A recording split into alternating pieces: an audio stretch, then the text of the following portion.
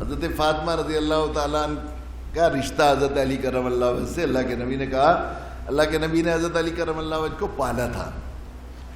پیارے نبی کا ہمیشہ یہ عادت شریفہ تھی بوجھ بانٹنے کی. آپ نے اپنے چچا ابو طالب سے کہا کہ چچا، حضرت عباس سے، چچا ابو طالب ہمارے چچا ہیں، ان کی مالی حالت ذرا اچھی نہیں ہے اور اولاد ان کے زیادہ ہے، خرچہ زیادہ ہے، آمدنی کم ہے، تو ہم ایسا کریں ایک بیٹا آپ لے لیے ایک بیٹا میں لے لوں گا. حضرت عباس نے کہا بیٹا تم صحیح تو کہتے ہو. تو حضرت عقیل کو حضرت عباس کو دے دیا اور حضرت علی کو اللہ کے نبی صلی اللہ علیہ وسلم نے پالا. ذرا بڑے ہوئے تو کہا کہ علی میرا خیال ہے تمہاری شادی کر دوں فاطمہ سے.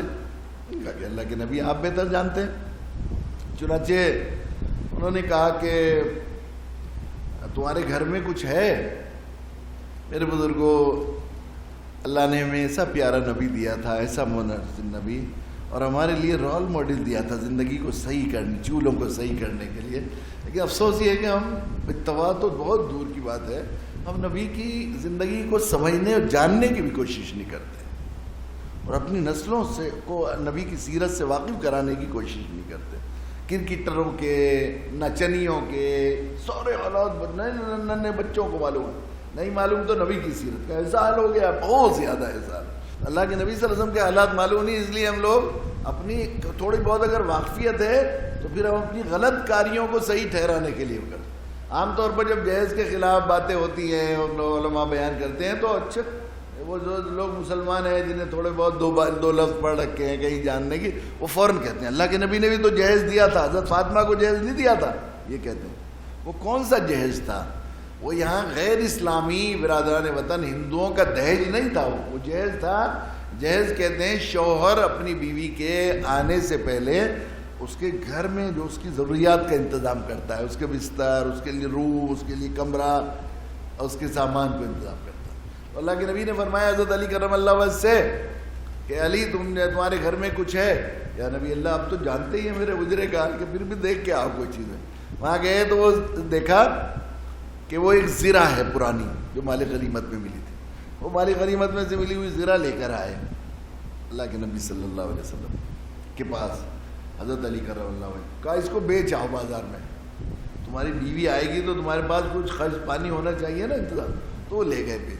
حضرت عثمان رضی اللہ تعالیٰ عنہ کو کیسا پیارا تھا، انہیں تو شوق تھا سخاوت کا، موقعوں کو تلاش کرتے تھے. انہیں کسی نے بتا دیا کہ علی زرہ بیچنے بھیجا ہے اللہ کے نبی صلی اللہ علیہ وسلم. تو گاہک بن کے پہنچ گئے ادھر سے. علی تم کہاں جا رہے ہو؟ بازار جا رہے ہیں. کیا کرنے؟ زرہ بیچنے جا رہے ہیں. زرہ بیچنے جا رہے ہیں. اچھا تم زرہ بیچنے جا رہے ہو تو مجھے بیچ دو. کہا کہ ہاں آپ لے لو اگر آپ کو ضرورت ہے. کہا کہ ہاں مجھے چاہیے، مجھے خریدنی تھی، میں خرید لیتا ہوں. کہا ٹھیک ہے. کتنے کی ہے؟ تو حضرت علی کرم اللہ وجہ نے پرانی لوہے کی جیکٹ 1-2-4 درہم 5-7 درہم بتائے ہوں گے. بتائے. کہا علی تم تو بہت کم کہہ رہے ہو، اگر 400 درہم کی بیچنی ہو تو ہمیں بیچ دو. 400 درہم تو بہت کہہ رہے ہو. بیچنے والا کہہ رہا ہے سستی بیچوں گا اور خریدنے والا کہہ رہا ہے مہنگی بیچوں گا. کیسے معاشرہ پیدا کیا تھا پیارے نبی نے، کیسی زندگی بدل دی تھی. جو ایک ایک پیسے اور ایک ایک اس کے لیے جان لیتے تھے اور 10-10 پشتوں ایک ایک اونٹ کے پانی پلانے کے لیے لڑتے تھے، ان کا کیسا بدل دیا تھا. بیچنے والا کہہ رہا ہے سستی بیچوں گا، ذرا سوچئے غور کیجیے، اور خریدنے والا کہہ رہا ہے مہنگی بیچوں گا، اور دام بہت فرق کے ساتھ. وہ تو 4-5 درہم بتا رہے ہیں، وہ 400 گنا دے رہے ہیں دام. مگر کیا خرید رہے تھے وہ؟ انہیں معلوم تھا ایک ہی ہے جس سے دل لگانا، ایک ہی ہے جس پر مال خرچ کرنے میں مزہ ہے، ایک ہی ہے جس سے محبت کرنے میں مزہ ہے، ایک ہی ہے جس کو راضی کرنا ہے. وہ اللہ اور اس کے رسول کی رضا خرید رہے تھے. وہ سب کچھ بیچ کر، سب کچھ دے کر، جان دی ہوئی اسی کی تھی. حق تو یہ ہے کہ حق ادا نہ ہوا. تو حضرت علی کرم اللہ وجہ کو خیال آیا کہ بھئی دیکھو علی، اگر 400 درہم کی بیچنی ہے تو مجھے دے دو، اور اگر سستی بیچنی ہے تو جاؤ بازار.